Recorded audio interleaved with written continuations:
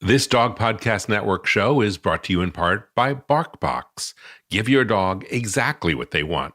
A totally customized box of toys and treats, especially for your pup, delivered to your door every month. As a DPN listener, you'll get a free month with a multi-month subscription when you use our link. Go to barkbox.com/DPN. That's barkbox.com/DPN.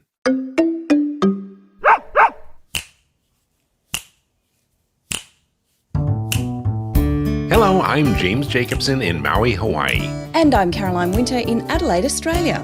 Welcome to Dog Edition, the first show designed for you to listen to while you walk your dogs. Here's a question for you. Have you ever lost your dog? As in, it's gone missing. Jim? Yes, well, I have Maltese, and little Maltese sometimes run away and they can get really scary because, they're small, they can sneak out under fences, they're very agile, and sometimes they like their freedom. What about you? My dog's not quite as small, but one that we had previously, it disappeared and it was the worst feeling. So what do you do when that happens? Well, what I do is I start to try to think like my dog. So what are the things that she looked at when I was on a walk with her? The dried snails. I'm going to go look for the dried snails. Or once, many years ago, I had a Maltese who was really interested in railroad tracks. And of course, I never let her go there. But when she got out, she was found on the railroad tracks. It was fun to coax her underneath the fence. Very smart. Think like the dog. What though if you came up empty? Would you think about calling a pet detective? Of course, I would do anything to get my dog back. And that's exactly what we are going to talk about on today's show. And boy, do we have a pet detective who has lots of interesting stories. And we'll also have our latest podcast discovery, an open and honest discussion about life as a pet sitter with some experts in the game. So if you love dogs as much as we do, pause what you're doing, leash up your pup, and let's take a walk, because we've got a lot to talk about on today's episode of Dog Edition. Hey, Pepper, want to go for a walk? Well, I guess we're starting off today with a love story. And it's a love story that all dog lovers have and will be familiar with. But it's also one that for all of us has a sad ending. It is a love story with a sad ending. You're right, Caro. It's been a really tough couple of weeks for Molly and myself because, and for our dog, Kanga, because our other dog, Kanga's sister, Rue, has gone to doggy heaven. Rue was sick for a while with a host of things. Last year was basically a year when we focused on quality of life and hospice care. So Rue had lots of great food and supplements and extra time rolling around in the grass outside. That's her favorite thing, was to roll around in the grass and just to rub her belly and rub the side of her body against the hill. So anyway, Rue is no longer part of our pack. I'm so sorry, Jim. I know it's something as dog lovers that we all go through at some point. Doesn't make it any better, but it's a really good thing to be able to talk about it. So we thought this episode that we would do just that. It is because, grieving is difficult, but it's part of the healing process. And as dog lovers, hopefully we will all outlive our dogs. And it's inevitable that we're going to have to do this at one point or another. And because our dogs just don't live as long. There's definitely what I call a Rue-shaped hole in my heart. I miss her barks, and, at meal times, putting down just one bowl instead of two is difficult, but we're getting through it. That's good to hear. We'll talk a bit more about that in a minute. But when you're grieving, sometimes it's not the experts that you need to help you through. It's actually just other people who've been there who can share their experience so that you don't feel quite so alone. When you have a dog and you explain to someone that your dog passed, they do not get it. They're like, it's a dog. And I'm like, well, get a dog and then you'll get it. You'll understand that that's your child, that you literally are breathing. It's like you birthed them out. That was Lori Levine. She is a New York business owner, but moreover, she is a regular person who understands what it means to grieve the loss of a dog. I spoke with her earlier this year about losing her 3 older dogs, one after another in very quick succession. It was a really special chat that stayed with me, and that conversation helped me a lot as I'm going through this process with Rue right now. That's really good to hear. It was a beautiful conversation, even though the topic was really difficult. And I remember she spoke about the difficulty of making that final decision to put the dogs down, which you've just had to do with Rue. Jim, what was that experience like for you? You know, we wrap it up in euphemisms all the time. Like, oh, I'm going to put my dog to sleep, or help her cross the rainbow bridge, or escort her to doggy heaven.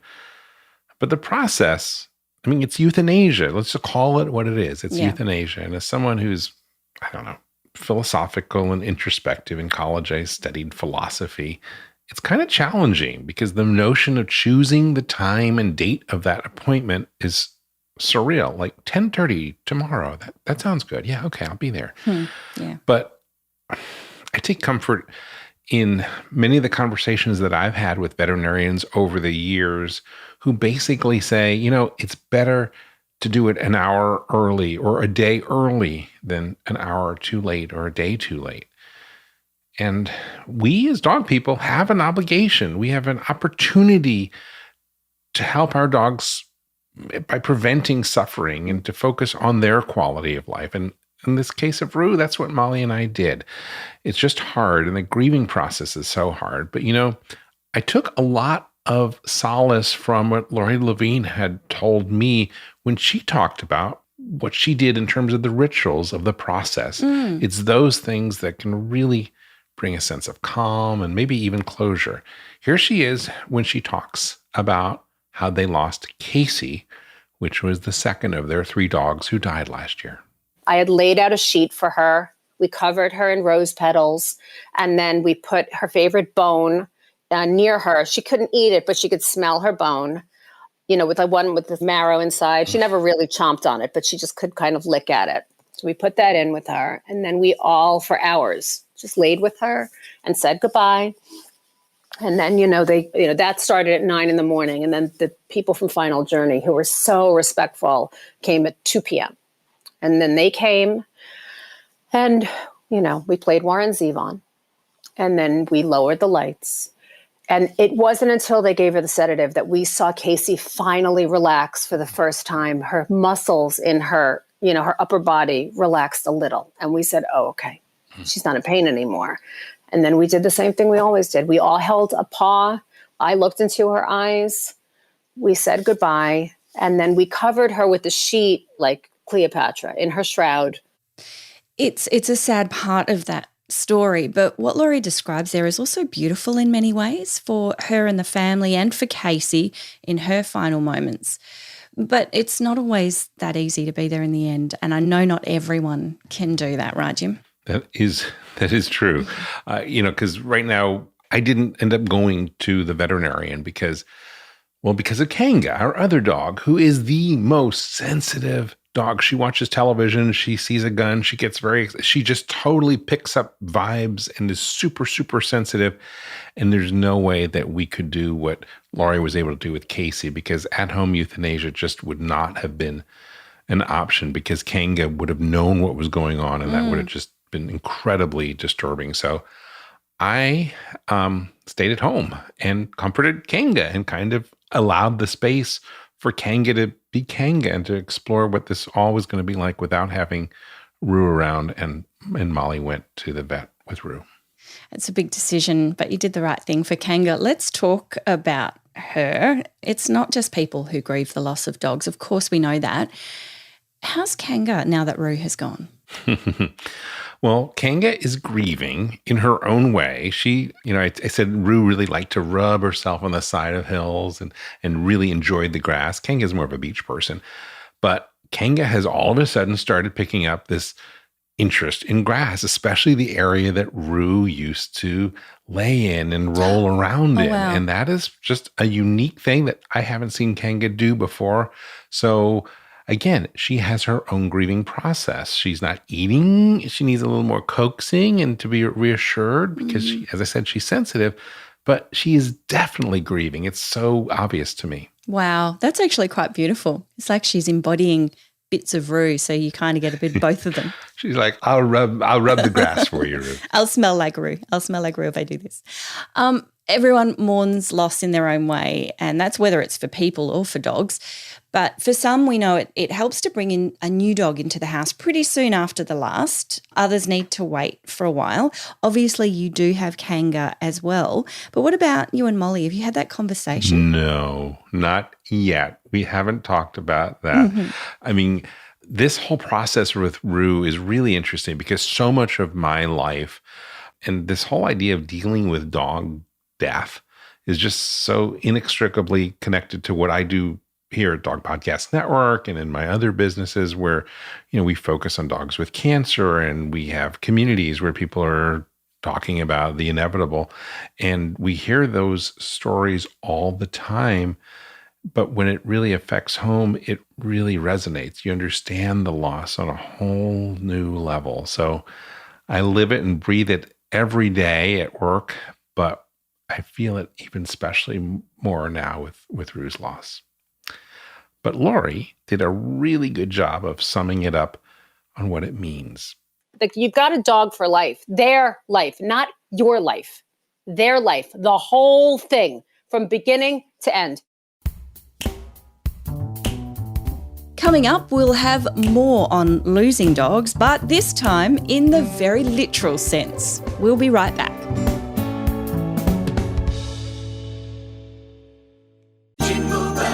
Merry Christmas, one and all. It's not Christmas, you say? Hogwash. Today's the day my dog's monthly bark box arrives. So for them, it's Christmas. Every month, like clockwork, a sturdy box arrives, stocked with 2 clever toys and 2 all-natural bags of treats and a chew. The dog lovers at BarkBox really understand dogs, and their monthly boxes show it. Everything is safe and natural, and most of all, it's fun. BarkBox is almost always a hit with my pups, and even on months when there's a miss, BarkBox stands by their 100% satisfaction guarantee, and they work with me to make sure that my pups are super happy. Our dogs live short lives with only a handful of Christmases to look forward to. So give your dog 12 Christmases a year by subscribing to BarkBox. The pure joy on their face will make it feel like Christmas to you too.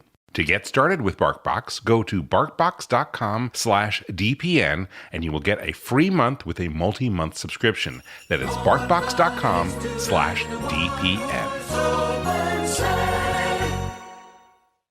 Welcome back to Dog Edition. And it's over to Pamela Lawrence, Pepper and Jim for this next investigative story.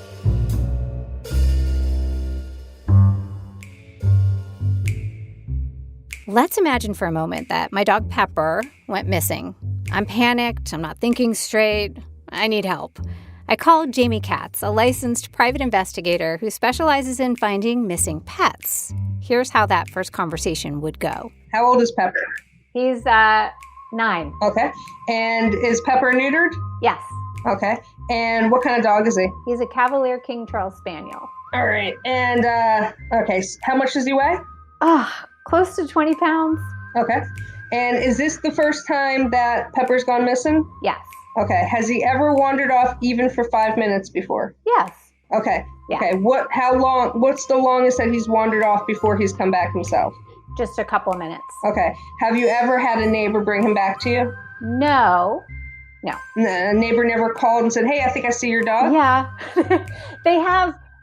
Okay, see? And so this is why I ask the questions the way I do, though, because you don't think of certain things like, has anybody ever found your dog? No. Has anybody ever called to say, hey, I see your dog? Go ahead, tell me what happened. So I told her the rest of the story, and she asked a lot more questions about Pepper's habits and personality. After profiling the case, Jamie determined that what she calls an off-location awareness campaign would be the best course of action to find Pepper. The way that works is that I make you a sign. It's an 11 by 17. It's colored, laminated, weatherproof, waterproof. Jamie would map out exactly where to put the signs for maximum exposure. She has clients all over the country. It's not something she has to be local to do. You hang the signs exactly as she instructs you to. And the way that I map it, I'm going to make it so that it's impossible for anybody to come into a certain mile radius of where their pet went missing from and not have to see a sign. And if a case profile calls for more than the awareness campaign and you're in or around the Florida area where Jamie is based out of, she puts her scent-specific tracking dogs to work. She has 2 of them. So what does that mean? Okay, good question. So that means that she'll bring the dogs in. If it's a more complicated or complex case where a scent-specific dog would come in handy and be able to then follow a track. Like say maybe your dog is just sort of lost in the neighborhood. Not something that, it's maybe not a situation where somebody snatched your dog, put it in a car and drove off. Although in that case, a scent-specific dog might be able to lead you to a point where the trail ends. The scent I give to them is the only scent they're going to follow. I start cases with the scent article of that pet. So that means it needs to be 100% only that pet. So a scent object for the pet, I guess that would be like the pet's bed or its favorite toy? Yeah, something like that. But it has to be something that only that dog touched. If you touched it or another pet in the household touched it, it's going to throw her scent-specific tracking dogs off. So it gets a little hard. I was going to say, like, even if I pick up if I only have one dog and I pick up its bed and give it to her, then I have now tainted, damaged the integrity of the scent. So what is a possible scent related thing that only a dog would have? Maybe they have a favorite blanket. Maybe they have a favorite toy. But you can't touch it. Well, you can pick it up with a bag, like you pick up the poop. I see. Okay, so this could be like a whole, really the FBI coming in and using tweezers and putting it in an evidence bag. Yes. Remember, she is Hopefully, a licensed private investigator. There's a method to Ace Ventura's madness. Yes, and rules to follow. A procedure. There's a procedure to follow. Now remember, this was all made up as an example. Pepper is completely fine. He's sitting right here next to me. Whew, that's good. Yeah, he's fine. He does get out occasionally, but Jamie shared the details of a real case she recently solved. Jim, do you want to tell the story? You want to take it from here? Well, it all began with a phone call from a woman who had just spent 3 months in Fort Lauderdale, Florida, and was now back home in Portland, Oregon. She hired a transport company to transport her dog from Fort Lauderdale back to Portland, Oregon. It was the same company the woman had used to bring her dog from Oregon to Florida in the first place. A company uses and allows third-party drivers to bid for jobs. The winning bidder was only $575, which is kind of crazy because that wouldn't cover gas. So you would think something in that kind of situation, it would be somebody who, is transporting multiple things, multiple items, whatever the case is, because you have to make money, and that $575 is not going to make money. The woman had spent $900 to bring the dog from Portland to Florida in the first place, so $575 seemed like a low number, and that was a red flag for Jamie. He picked up at 9 a.m. Saturday. He was going to be in Portland, Oregon by 2 p.m. on Tuesday. He wanted the money up front. She gave it to him. She gave him $575. She took a picture of his license. She took a picture of his car and his license plate. Thank God, because if not, we would have had nothing. Early Sunday, the woman texted the driver for an update. And he said, well, I just picked up another puppy, another pit bull puppy, and they get along great. And he sent a photo of both dogs. She was a little suspicious and pressed for more information, and then he stopped responding. And then finally, she got a text from him Sunday night, and it said, I lost my phone while walking the dogs. It's been a crazy, crazy day. The weather's horrible, and I had to get an iPad. He said, I will call you in a half an hour from another phone. He has to get a phone. He said, I'm in Missouri. Guess what? He never called again. Monday went by, never called. Tuesday went by. So she called me on day 6 of him completely gone. And when she called me, I swear I was like, oh my God. I'm like, how am I going to help this girl? I like, this dog could be literally anywhere from Fort Lauderdale to Portland, Oregon. This is crazy. My thoughts were, I have to find this person, but in order for me to find this person, I have to be able to, find somebody who knows him or who's related to him. If I just call you and say, hi, this is private investigator Jamie Katz, you're likely to hang up on me. So we do the background, and this guy's, he's just like a gypsy, like a drifter, he's got 1 million phone numbers. He has 1 million addresses. He's lived everywhere. Just there's so much under him, and it's okay. Well, let's just start. Jamie called the numbers. No luck. She turned to social media. He's not on Facebook. He's not anywhere on social media, and he's got a background. He's got felonies, stuff like that. So Jamie started sending messages to people she thought might know him or be related to him. Somebody texts back and it says, yes, that's my brother. And I'm not surprised that he did this to you, because I get calls, I get emails, I get messages from around the country about things that he's done wrong and who's he's scamming this time and what trouble he's in. And so that was just, that was one of those. The sister had not spoken to her brother in years, but she loved dogs and sympathized with Jamie's client. She agreed to help. She would send an email to her brother. Within a few hours, she wrote back and she said, okay, he responded. He's in North Carolina, and he said the dog is fine. He has the dog's okay. This was incredible and surprising news, because Jamie thought the dog, who was a 5-month-old puppy, would have been sold by this point. Now I'm thinking, well, how do we really know he has the dog? So I asked the sister, can you please ask him to take a pen and paper and write, I'm okay, I'm safe, and hold it up in front of the dog and take a photo. Within 10 minutes, she sent the photo. I'm like, with the dog. I'm like, oh my God, the dog's alive. Oh my God. This is real gumshoe detective work. He also wrote a lengthy explanation of what had happened. Not avoiding you. In absolute hell. Sister emailed me. Kodak is good. Have broke down. Been assaulted. The phone stolen. Called 911. I'm sorry. Can't log into the pet site. Not had your number. I'm driving back to you because I remember where that is. Sorry. I'm not a pet napper. Believe me. Sorry. It's returned to sender. Laugh out loud. It's been an effing nightmare. I have enough for another tank of gas. So there's an explanation for what's been going on.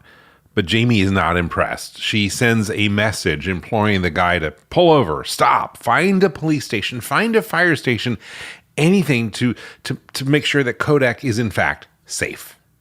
Within, I want to say 15 minutes of that, I got a phone call from a 24-hour vet, and they said this guy just came in, he left this dog here and gave me his phone number. And I was like, I cannot believe it.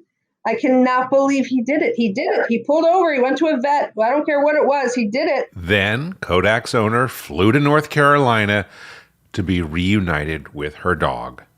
Case closed. A happy ending. Done and over. Crazy, crazy, crazy case. That's just happened. So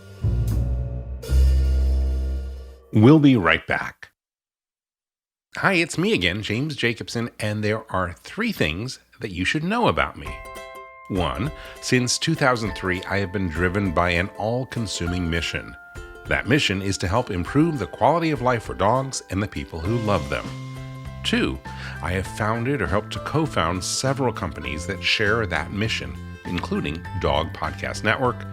And 3, every day, I give my dogs EverPup, the ultimate daily dog supplement made by Functional Nutriments, which is one of those companies.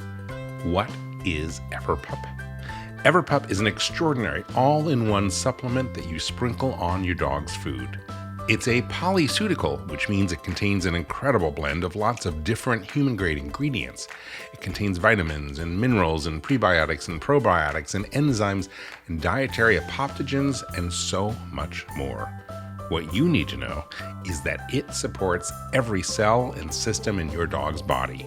And Everpup is appropriate no matter what type of diet you feed your dog, from kibble to raw food to home cooked. And the rich green powder is easy to add to food. Dogs love the taste. They find it delicious. And you can even try it yourself because Everpup is made with 100% human-grade ingredients. It's made here in the USA in an FDA-registered and inspected laboratory. And all the ingredients are ethically sourced and triple-checked for quality. Seeing is believing, so try Everpup for a month and see what happens with your dog. Everpup is available through select veterinarians and pet shops and Amazon, but here is the best way to try Everpup. Join the Everpup Club and get free shipping to any U.S. address. As a listener to this podcast, you can get your first shipment of Everpup for just $8, including free shipping, when you use the discount code DOGEDITION. For all the details, go to everpupclub.com and try your first full jar of Everpup for just $8. That's everpupclub.com. Welcome back. Well, our mission to find new and entertaining dog-loving podcasters and YouTubers has uncovered yet another great guest. And in this episode, we're sharing a snippet of Jim's recent live-streamed conversation on Dog Lovers Live with Colin Funkhauser.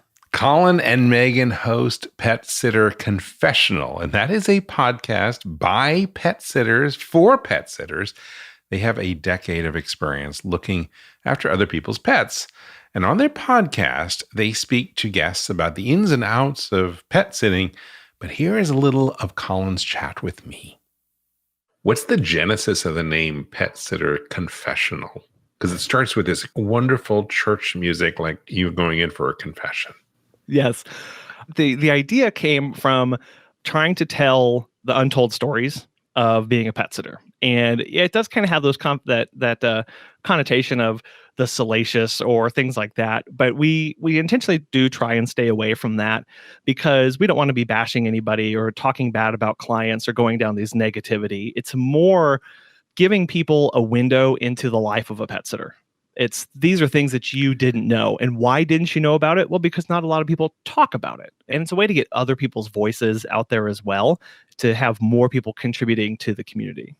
And is this show, it's really not aimed at anyone except pet sitters or people who want to get into the pet sitting biz. Right. Now, we have had pet owners listen, and we've recommended a few shows to pet owners before.